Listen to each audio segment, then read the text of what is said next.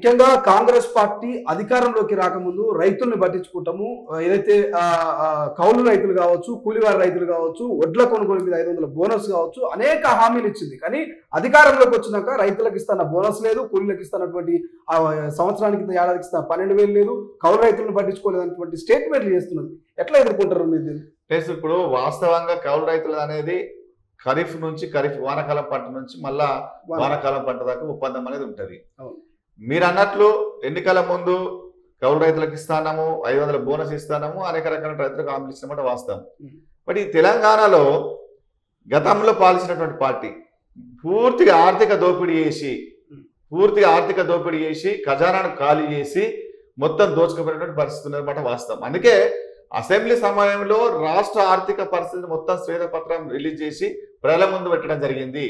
ఈ రాష్ట్రంలో ఆర్థిక పరిస్థితి ఎన్ని అప్పులు ఉన్నాయి, ఏం చేశారు, ఏ రకంగా దోపిడీ చేశారు అనేది క్లియర్ గా శ్వేతపత్రం తోటి ప్రజల ముందు పెట్టడం జరిగింది. అందుకని మేము ఇచ్చిన హామీలను ఎక్కడ కూడా నెరవేర్చమని కూడా ఎక్కడ చెప్పట్లేదు.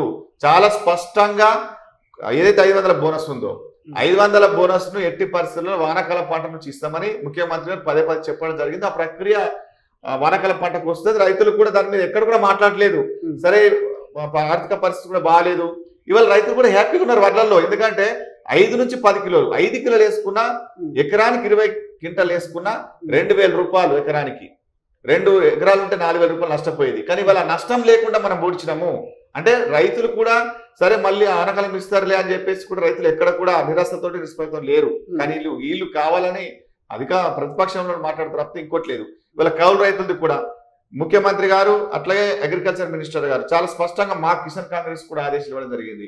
అసలు దీని మీద ఏ రకంగా కౌలు రైతులకు పట్టదారులకు రైతు బంధు ఇవ్వచ్చు ఒక డిస్కషన్ పెట్టమన్నారు. మేము మాట్లాడుతాం రైతు సంఘాలతో రైతులతో పిలిచి మాట్లాడుతున్నాం, ఒక రిపోర్ట్ ఇస్తాం. అంటే ఇంత చేస్తుందంటే వాళ్ళను ఏదైతే ఎన్నికల హామీలు ఇచ్చినామో ఆదుకోలేనటువంటి ఒకటి కమిట్మెంట్ ప్రభుత్వానికి ఉంది కాబట్టి ఆ దిశగా ప్రభుత్వం ప్రయత్నాలు చేస్తున్నది.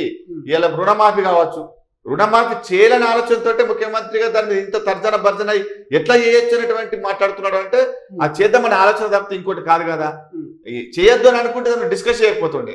గతంలో ఉన్నటువంటి పార్టీ పాలించినటువంటి టీఆర్ఎస్ పార్టీ ఏనాడు కూడా ఎస్ఎల్బిసి మీటింగ్ పాల్గొనలే. 10 సంవత్సరాల్లో ముఖ్యమంత్రి గారు ఎస్ఎల్బిసి మీటింగ్లలో బ్యాంకర్ సమావేశంలో పార్టిసిపేట్ కావాలా, కానీ ఏనాడు కూడా ఎస్ఎల్బిసి జోలికి పోలేరు.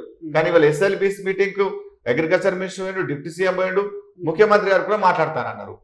మాట్లాడిన తర్వాత రుణమాఫీ కూడా ఒక సొల్యూషన్ వస్తుంది చేస్తామనేటువంటి కమిట్మెంట్ ఉంది. అందులో బాగానే ఎస్ఎల్బిసి బ్యాంకర్స్ మాట్లాడుతా ఉన్నారు. అన్వేష్ రెడ్డి గారు ముఖ్యంగా గత ప్రభుత్వము సేమ్ బీఆర్ఎస్ కూడా పూర్తి స్థాయి ₹1,00,000 రుణమాఫీ అన్నది కానీ పూర్తి స్థాయిలో చేయలేకపోయింది 10 ఏళ్ల పాటు అధికారంలోనే. కానీ కాంగ్రెస్ పార్టీ 3 నెలల్లో ఏదైతే 90 రోజులు అన్నారు, 100 రోజులు అన్నారు, మేము ఖచ్చితంగా రుణమాఫీ చేస్తామన్నారు. దాదాపు 5 నెలలు అవుతున్నది. ఇప్పుడు కార్పొరేషన్ కూడా సపరేట్ గా రుణమాఫీకి ఏర్పాటు చేస్తామంటున్నారు. సో సాధ్యమవుతుందా కాంగ్రెస్ పార్టీకి 2,00,000 రుణమాఫీ అనేది? అంటే ఇప్పుడు బీఆర్ఎస్ పార్టీ మొదటిసారి అధికారంలోకి వచ్చినప్పుడు కూడా 14,000 కోట్లు ఉంటే విడతల వారికి 6 విడతలు మాఫీ చేసేది, వడ్డీలకే పోయినాయి.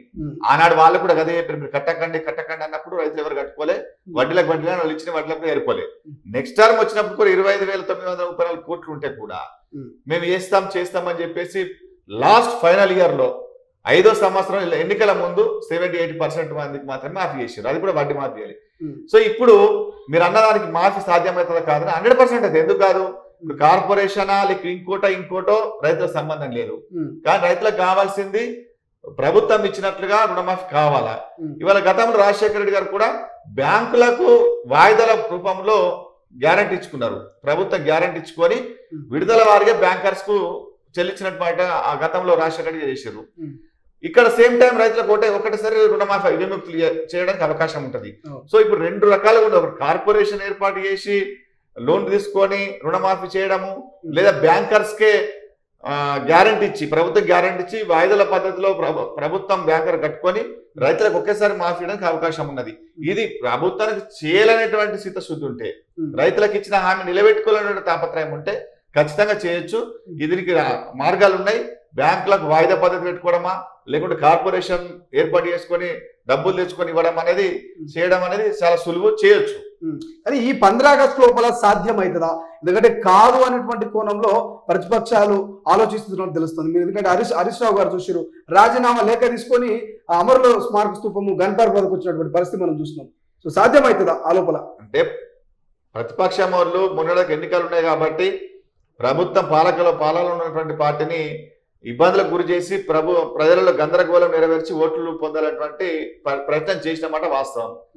సరే, ఆనాడు రైతు బంధు కూడా పలానా డేట్కి వేస్తున్నారు, వేసినాం కదా. బట్ రుణమాఫీ చేయాలనేటువంటి ఆలోచనతో ముఖ్యమంత్రి గారు చర్యలు చేపట్టారు, ఆ దిశగా పనిచేస్తున్నాడు.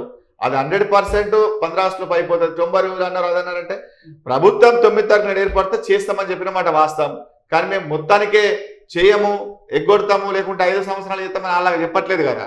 ఎట్టి పరిస్థితులలో 15 రాష్ట్రాలకు చేయాలనేటువంటి ఒక దృఢ నిశ్చయంతో ముఖ్యమంత్రి గారు ఆ దిశగా ప్రయత్నాలు చేస్తుండ్రు అని అంటేనే చేస్తారనేటువంటి విషయాన్ని రైతులు నమ్ముతున్నారు. అసలైన తొలి వెలుగు. ఫాలో వాట్సాప్ @తొలి వెలుగు official.